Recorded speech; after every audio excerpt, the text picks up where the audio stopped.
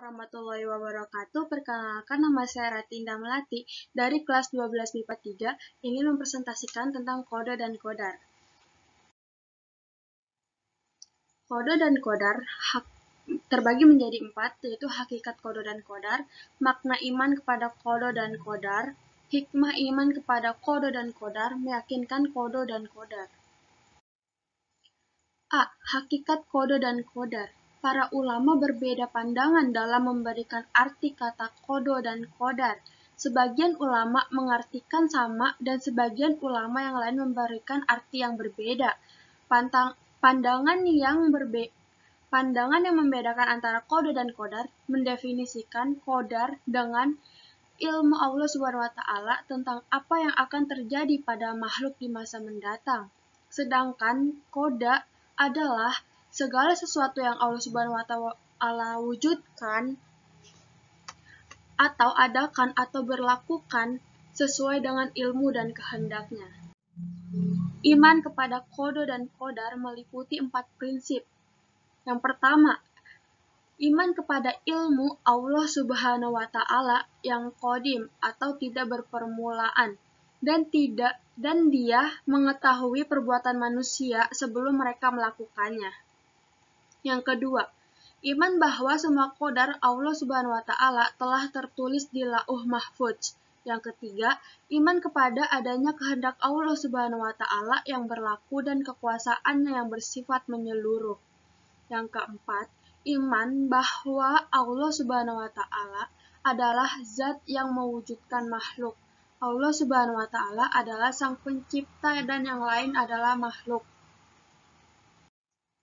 Yang kedua, dalil-dalil tentang kode dan kodar. Allah Subhanahu wa Ta'ala menjelaskan tentang kode dan kodar melalui firman-firman-Nya dan juga dalam beberapa hadis Rasulullah SAW.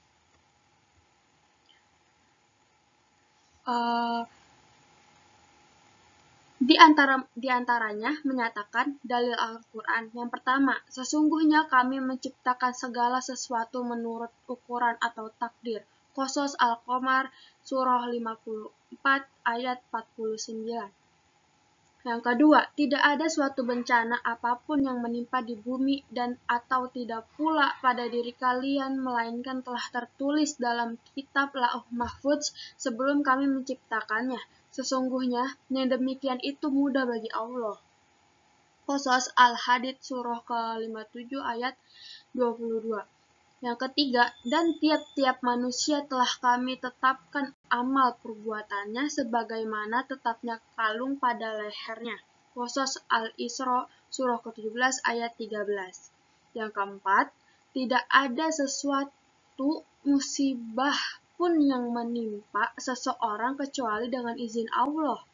Qasas At-Takabun surah 64 ayat 11. 3. Kewajiban beriman kepada qada dan qadar. Diriwayatkan bahwa suatu hari Rasulullah SAW didatangi oleh seorang laki-laki yang berpakaian serba putih dan rambutnya sangat hitam. Lelaki itu bertanya tentang Islam, iman, dan ihsan. Tentang keimanan, Rasulullah menjawab yang artinya, hendaklah engkau beriman kepada Allah, malaikat-malaikatnya, kitab-kitabnya, rasul-rasulnya, hari akhir, dan beriman pula kepada qadar atau takdir yang baik ataupun yang buruk. Hadis riwayat Muslim. Macam-macam takdir mengenai hubungan antara qada dan qadar dengan ikhtiar, doa, dan tawakal ini, para ulama berpendapat bahwa takdir itu ada 2 macam seperti di bawah ini. Yang pertama, takdir mu'alaq.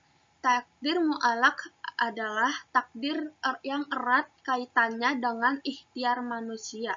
Misalnya, seorang siswa bercita-cita ingin menjadi insinyur pertanian. Untuk mencapai cita-citanya, itu ia belajar dengan tekun. Akhirnya apa yang ia cita-citakan menjadi kenyataan. Yang kedua, takdir mubram. Takdir mubram adalah takdir yang terjadi pada diri manusia dan tidak dapat diusahakan atau tidak dapat ditawar-tawar lagi oleh manusia. Misalnya, ada orang yang dilahirkan dengan mata sipit atau dilahirkan dengan kulit hitam, sedangkan ibu dan bapak kulit putih, dan sebagainya. Makna beriman kepada qada dan qadar. Qada dan qadar atau takdir berjalan menurut hukum sunatullah.